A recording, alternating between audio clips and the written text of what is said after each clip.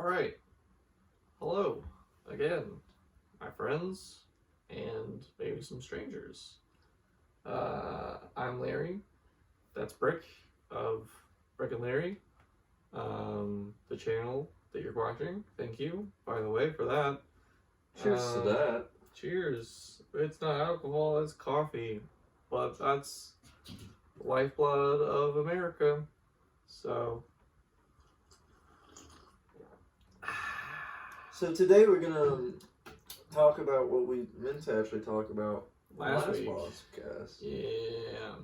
In our odd kind of earlier job. So you once had you finessed the system. You finessed a system finessing company, a magazine company. Oh yeah, I did.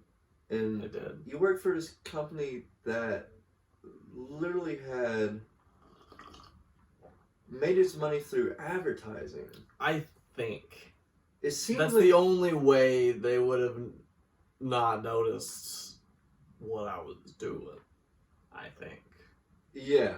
And the reason that no one. So tell the people what you were doing. Anyway, so I used to deliver this magazine. I don't remember what it was called.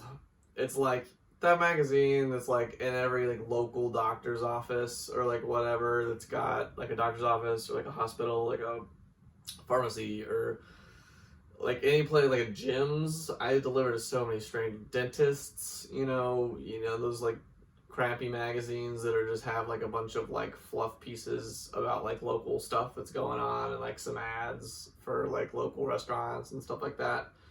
They do the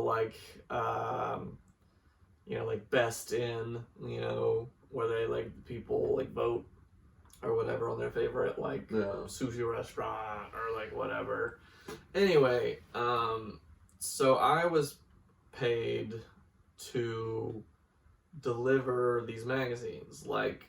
I would get boxes, 12 boxes, 50 magazines a piece, and be given a route and a set amount of time that it was supposed to take.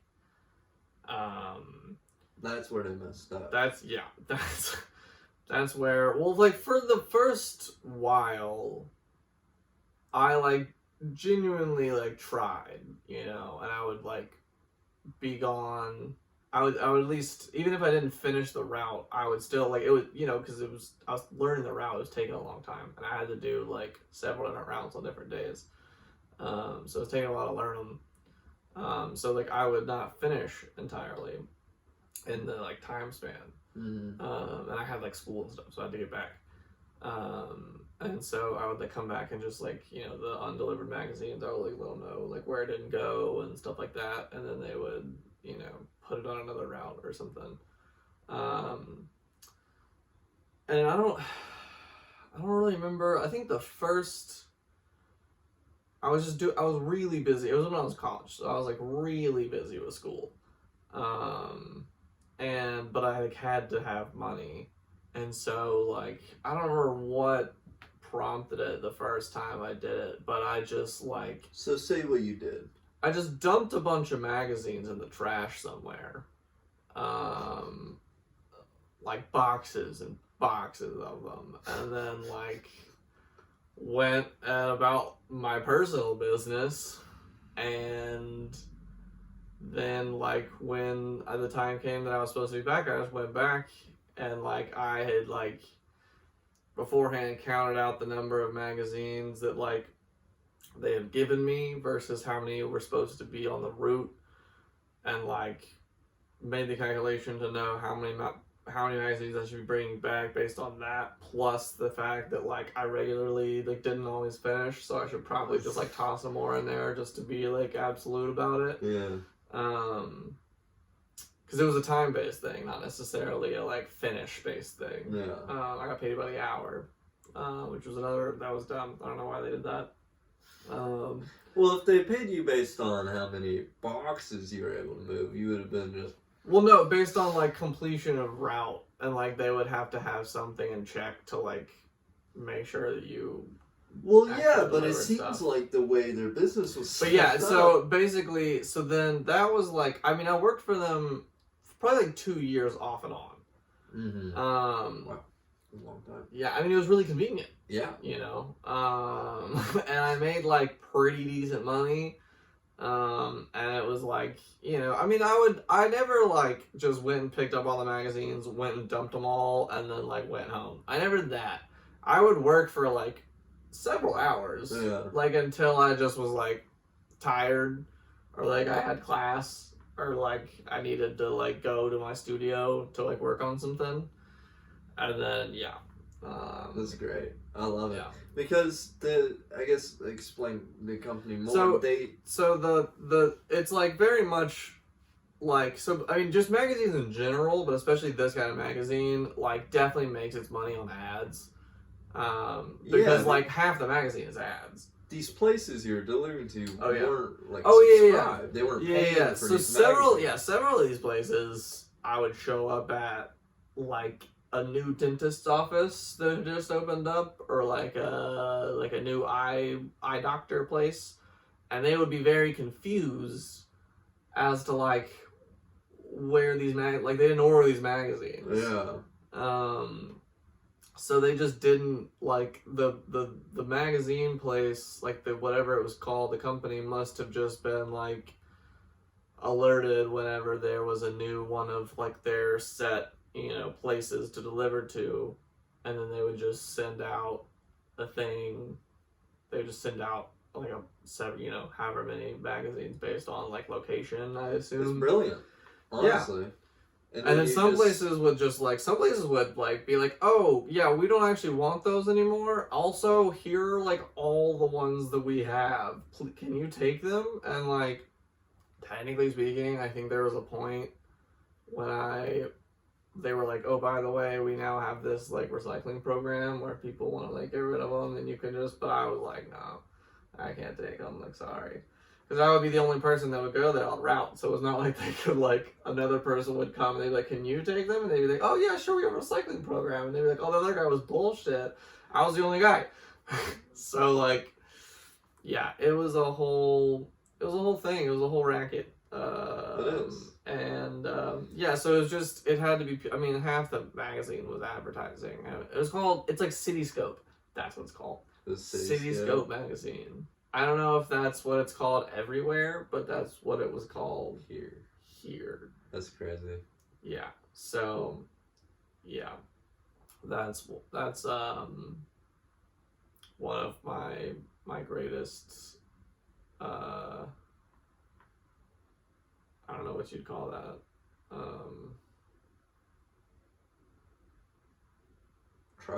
Triumphs? I don't know if I want to necessarily call it a triumph. I don't know what word you're searching for. I don't know. Yeah, I don't know. Capers, maybe.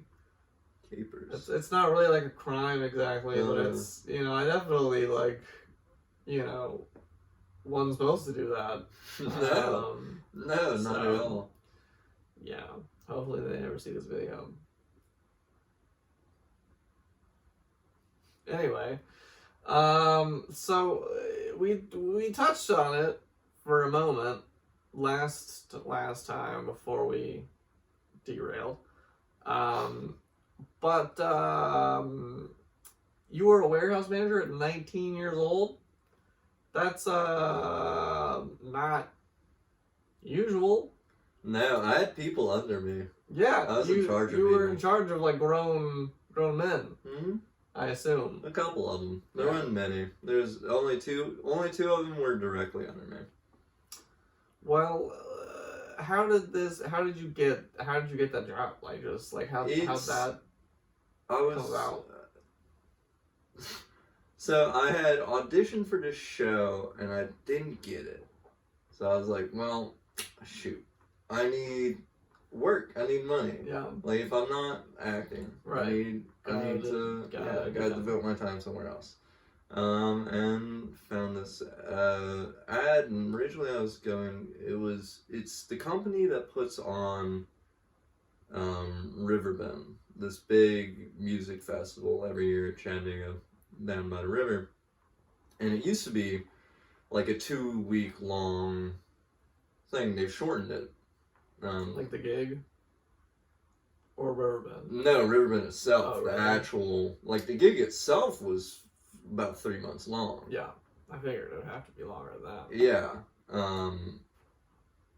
But anyway, so, and I was originally going to be one of the, like, down at site managers, like, of the different areas or whatnot. But I got there to the place to interview, and I haven't talked to anyone yet. I was just showing up. And the guy that was doing the interviews was walking in from lunch. And he said, like, oh, you're here to interview? Just come on back. We'll have a night. We'll just chat it up. So this man is purely just going off of what he sees and what he hears. And I'm not a bad speaker. Yeah. And I had done enough. I mean, I talked about my theater work and all the carpentry I've done. And at that point, because I've done a couple dozen shows, like carpentry wise.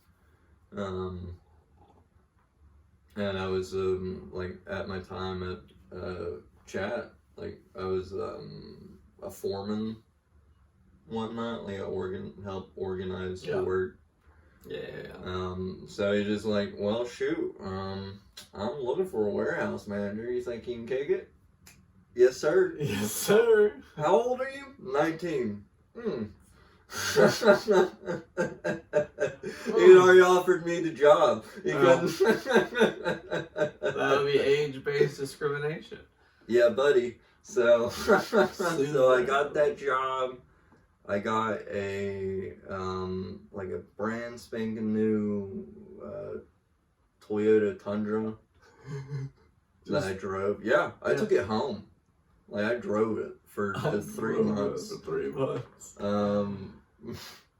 I mean, I was constantly on call, and it was 3 months. Like I did not have a day off during those 3 months. Yeah. Which is crazy because I went to the Stanley Cup finals game when the Preds game 3. Yeah. Like one night, and I was so tired. I remember the next day, we had this there's like some chairs and big recliners and whatnot, and sometimes there just wasn't really any work to do. I just could have been mowing the yard. Get someone else to do it. Get one of the boys to do it. Get one of the boys to do it. I just nap. I just take it back, fucking take a nap.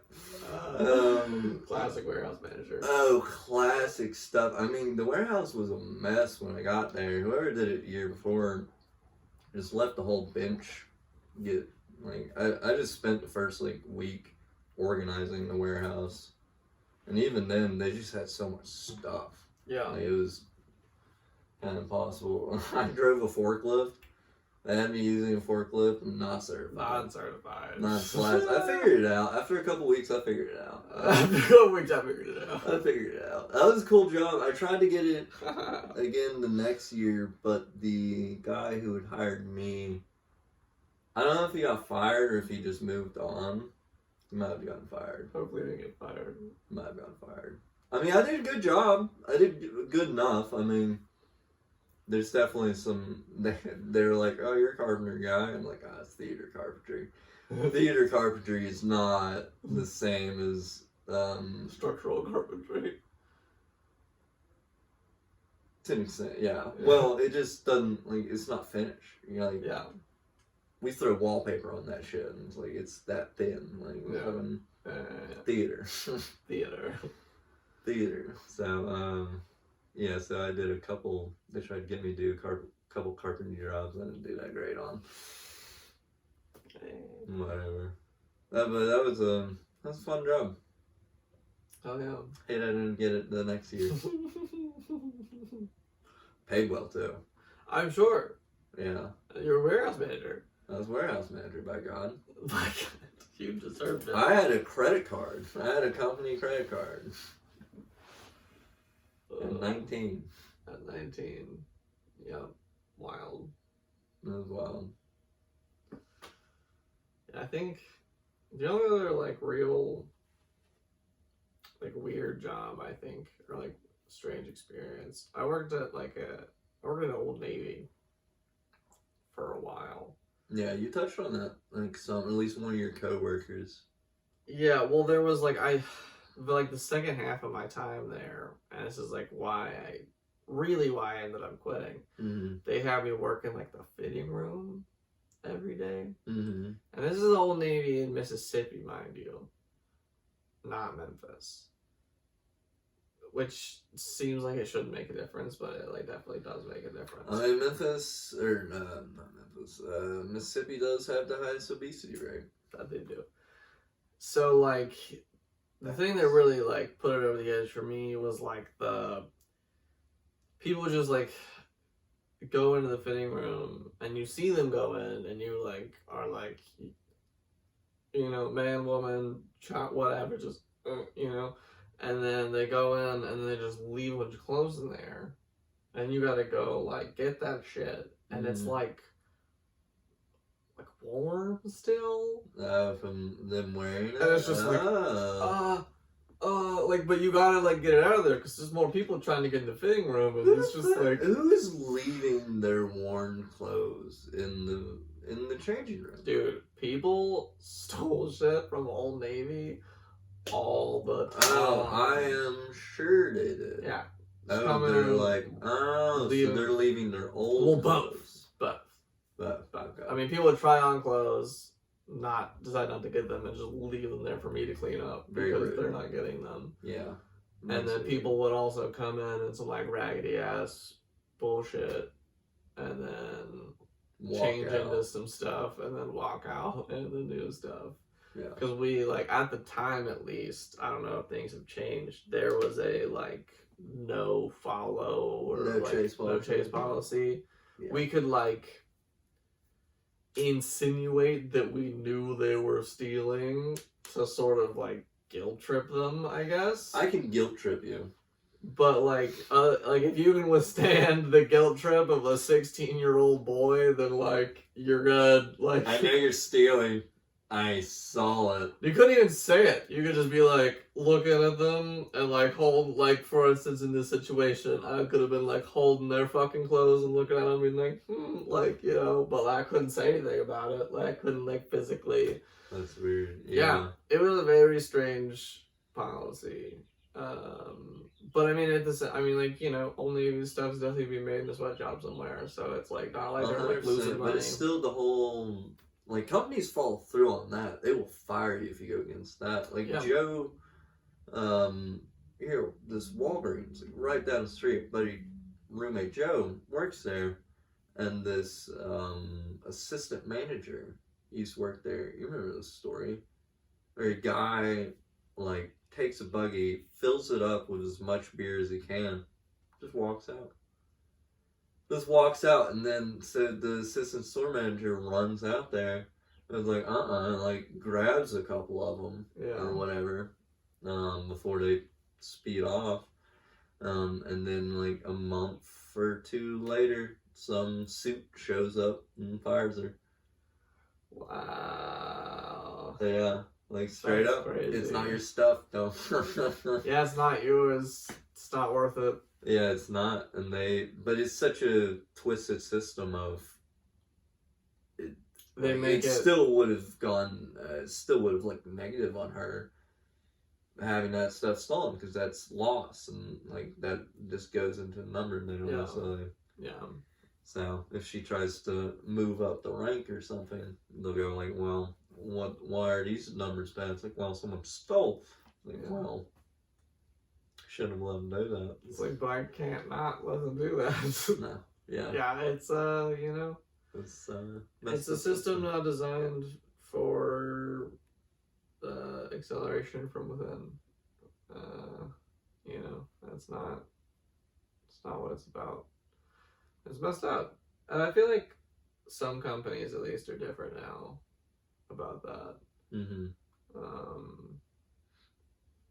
But like, yeah, I don't know. You know, big companies like that, it's not like they're really losing. Like they're not really losing money. Just all their stuff is made so cheap, anyways.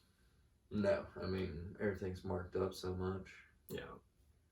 Like, I mean, if you can produce anything in large enough quantities to like have at Walmart, then yeah, like it's chump change. Yeah. Yeah, it's just it's like one of those things where like companies try really hard to make you feel like you're like the company, you know, even if like some people buy into it, even if most people don't, but buy into the whole like, you know, the company's like your family and like, you know, it's you know, and you're connected to the company and you feel like a part of something or whatever. And then they like, you know, expect you to like not react when someone's like visibly like walking out with a bunch of stuff from like your store, you know what I mean? Yeah, it's just it's a weird. Yeah, I would say with Fresh Market, I don't think they have a no chase policy. I mean, don't get me wrong. Not chasing. No, I ain't coming around this meat counter unless like I'm about to beat some, like, unless there's real reason. Like, yeah. No, but I mean, people steal from all the time. Oh, sure. But the managers deal with it. I mean, if the like store manager is there, he's like a younger 30-year-old something dude. He's like, I don't know, necessarily chase someone out of the store, but similar to that. Yeah. I one time me and some friends were at a Walmart when we were younger. We were stealing some stuff because that's what you do. That's what you do when you're younger. It's true. And because you think it's funny, and it's Walmart and fuck 'em. But one of said friends was not being the brightest at the moment and was like taking stuff that was a certain caliber of price, like not like hundreds of dollars, but like kind of a nice, like, you know, $30-something watch and like a $20 pin or something like that, you know. But he was also like undoing it just like in the middle of an aisle, you know. And we were like, the rest of us, they watching. The rest of us were taking like t-shirts and stuff and like being, you know, being as secretive about it as 16-year-olds or whatever however old we could be. And so then we're leaving, and we're all walking out, and this dude just like there's like four of us, we're all walking out. Mace, one of the guys in the back is like, these are the guys stolen all this dumb stuff. And so this guy's like the Walmart employee dude, like all like covert ops, like dressed in street clothes, and like he's got like, I think he's got like sunglasses on in my memory. Like, I don't know if he really has sunglasses on, but like he like steps like in between us, like in front of this dumb guy, and then with the rest of it, we just keep going. Just book it. We're like, he's not stopping us. We're out. And we're like bugging, right? So like we go, we've got like you know, like some t-shirts or something, and there's like it's not really a pond. It's just sort of a large, like it's a like small water pond. Fill, it's a small pond, but it's like where like water has just filled. Yeah, there's no drainage point. And we just toss all that shit in there.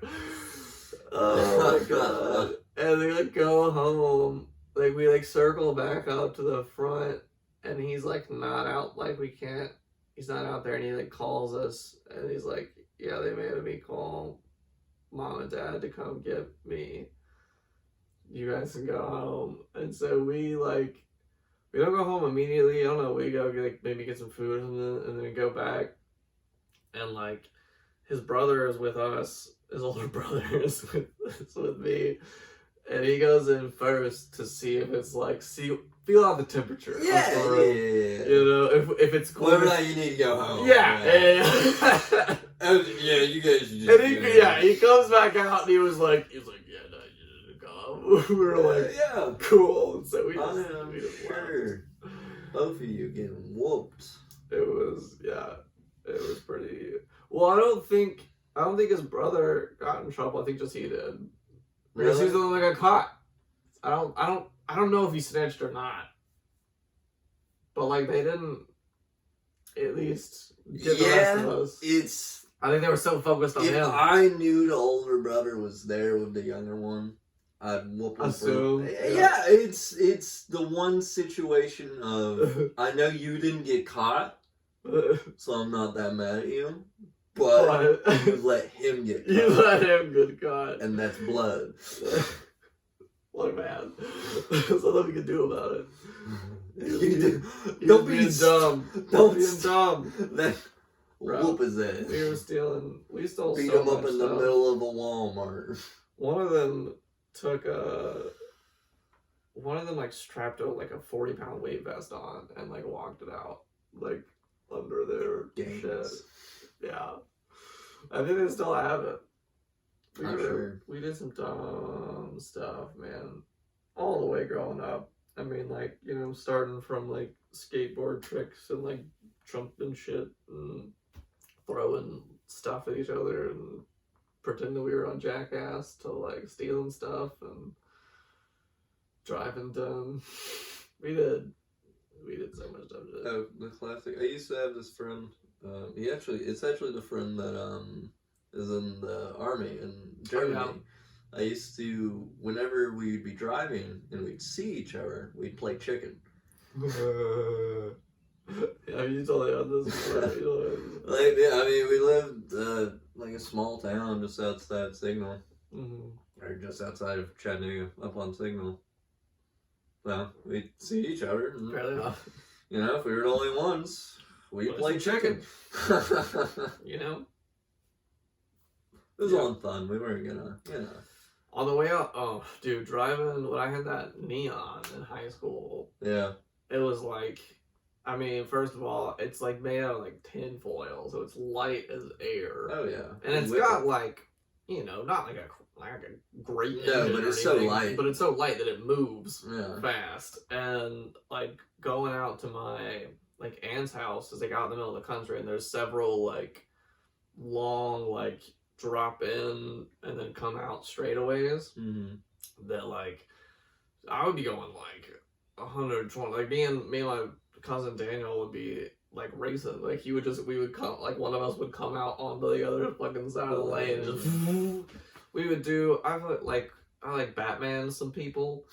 You know, like at night you like flip your lights off and like go around them and flip your lights back on. Yeah, I do that sometimes. Like we just dumb stuff. Yeah. It was so much fun, you know. We never got hurt. For sure. You know? I had to be young again. I know. I have like way too much anxiety to do stuff like that if I'm not like pretty blazed. Yeah. I gotta be the right amount of blazed. It's like gonna be the right kind of blaze, because sometimes I'm really paranoid. Like, yeah, you better be going 5 under. Like, what you're doing right now. Chill, bro. All right, chill. But sometimes I'm like, I got like some Kendrick Lamar on. Yeah, you got the music bumping. You know, get some Mozart fucking. Oh my god, yeah, get some classical on. Yes. Yeah. Get like Hans Zimmer radio playing. Mm-hmm. It's good stuff. It's good stuff. Feel like you're Batman. It's great. It's great. Well, I feel like that's good. I feel like that's a good, you know, keep it simple. But yeah, we've got the last week's episode. We'll have a Larry's Log coming out, or came out maybe already. Maybe it's coming out. And then we'll have an episode next week, and then I'll actually be in Montana the next week, but I plan on shooting a fair bit of content there. It might just be the week before that gets uploaded. I don't know how it's gonna go, like how much time I'm gonna have. Maybe. And I might mess around with doing. Yeah, you could do some cooking stuff while I'm going. Yeah, I know. I haven't done any brick ovens. Maybe doing like a short clips on my phone, something. Yeah. I'll have to mess with it. Anyway, Anyway, we've got some stuff coming up, so stay tuned. But have a good day.